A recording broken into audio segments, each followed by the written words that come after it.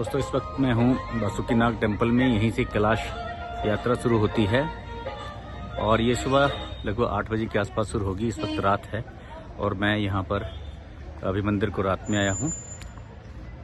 यहाँ से छड़ी चलेगी और सुबह छड़ी चल के यहाँ से लगभग 24 किलोमीटर की यात्रा करने के उपरांत ये कैलाश कुंड पहुँचेंगी। लगभग 3 दिन का ये कार्यक्रम रहता है।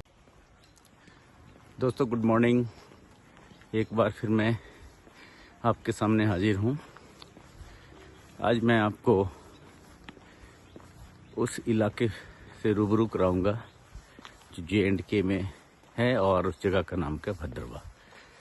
और भद्रवा इलाके में भी उस एक ख़ास बात के बारे में बताऊंगा।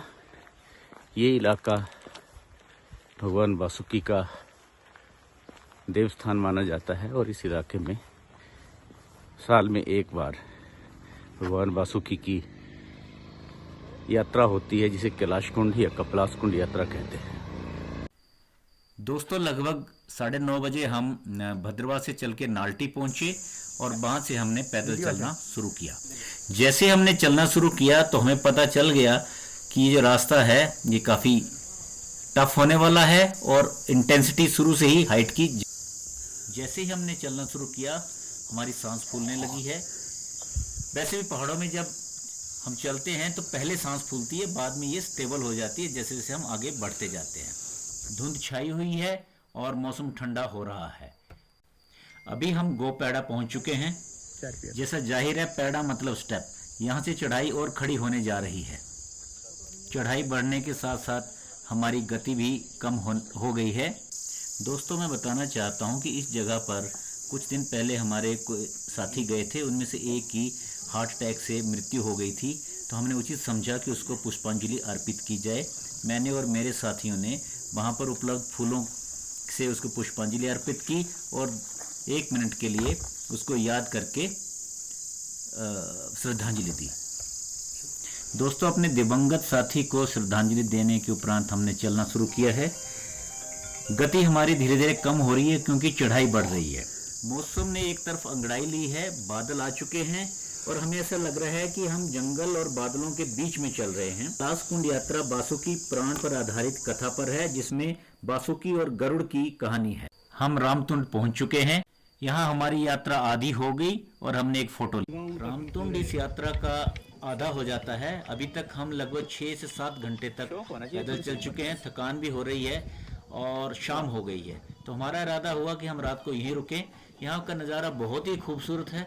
चारों तरफ से दूर दूर तक घाटियाँ बादलों से घिरी हुई नज़र आ रही थी।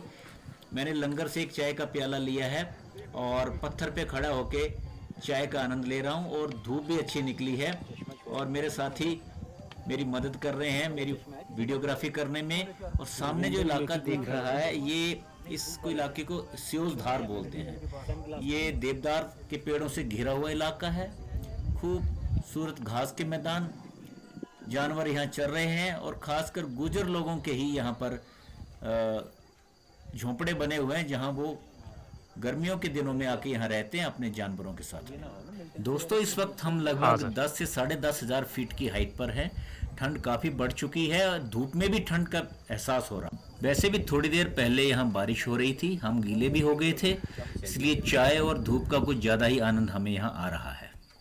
सामने जो पर्वत दिख रहा है ये ब्रह्म पर्वत है, जो हिमाचल जम्मू कश्मीर के बॉर्डर पर। सामने का इलाका स्योजधार है, बहुत ही खूबसूरत जगह है। किसी वक्त यहाँ पर आतंकवादियों का रहने के भी स्थान हुआ करते थे, लेकिन अभी ये बिल्कुल ठीक इलाका है और स्विट्जरलैंड से कम नहीं है। सामने जो रिज दिख रही है ये रामतुंड के इलाके को स्योजधार से जोड़ती है और मौसम अभी और साफ हो गया, इसलिए और भी खूबसूरत नज़र आ रहा है। अभी हम थक चुके हैं और अभी यहाँ हम रात को विश्राम करेंगे। मेरी रहने की व्यवस्था एक छोटे से बहुत खूबसूरत से टेंट में की गई है। दोस्तों, हमारी यात्रा का अब दूसरा दिन शुरू हो चुका है। नाश्ता करने के पश्चात हम धीरे धीरे आगे बढ़ना शुरू कर दिया है हमने, लेकिन देखने में आ रहा है कि ये पेड़ खत्म हो रहे हैं, वेजिटेशन कम हो रही है और जमीन से पत्थर उभर कर सामने आ रहे हैं, इसलिए चढ़ने में और धीरे धीरे दिक्कत बढ़। हमारी यात्रा का अगला पड़ाव शापथरनी है। इस स्थान का महत्व बासुकी और गरुड़ की कहानी से है। कहते हैं कि जब गरुड़ ने बासुकी को बालों से पकड़ लिया था तो उसने छोड़ने की गुहार करी और उसकी आंखों से आंसू निकल आए। यही आंसू इस पत्थर के ऊपर लाइन बनकर नजर। हम लोग थोड़ा विश्राम करने के बाद एक बार फिर से यात्रा पर चल पड़े हैं।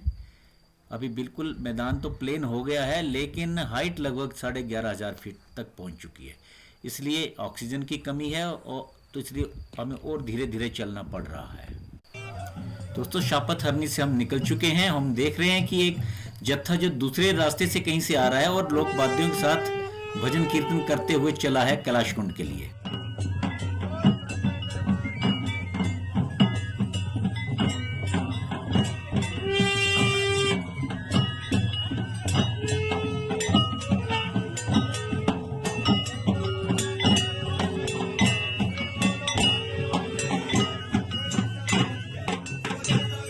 हम भी इस जत्थे के साथ चल दिए हैं और कैलाश कुंड पहुंच चुके हैं।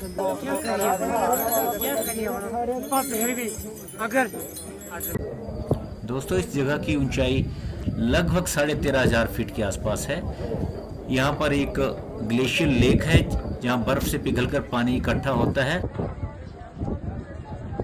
मेरे एक साथी के पास छोटा सा ड्रोन है। हमने कोशिश की है कि उसे एक वीडियो लिया जाए और वास्तव में ये वीडियो बहुत अच्छा आया है। यहाँ देखने से ऐसा लग रहा है कि ये एक ठंडा रेगिस्तान है। दूर दूर तक रेत और टूटा पत्थर फैले हुए हैं और ठंड काफ़ी हो गई है क्योंकि हवा बहुत ठंडी चल रही है। मैं अपनी थकान दूर करने के लिए नहाने जा रहा हूँ और 2-3 डुबकी लगाने के बाद मैं बाहर निकल आया हूँ। बासुकीनाग के दर्शन किए। आज रात हम यहीं कैलाश कुंड में रुकेंगे। दोस्तों, रात को मैं मोबाइल चार्ज नहीं कर पाया क्योंकि यहाँ लाइट नहीं है और इसलिए हम आगे की फोटो से ही काम चला रहे हैं। दोस्तों, हम चित्रकला पहुंच चुके हैं। हमारी गाड़ी आ चुकी है और यहीं हमारी कैलाश कुंड की यात्रा समाप्त होती है। उम्मीद है आपको वीडियो पसंद आया होगा। लाइक करें, शेयर करें, सब्सक्राइब करें।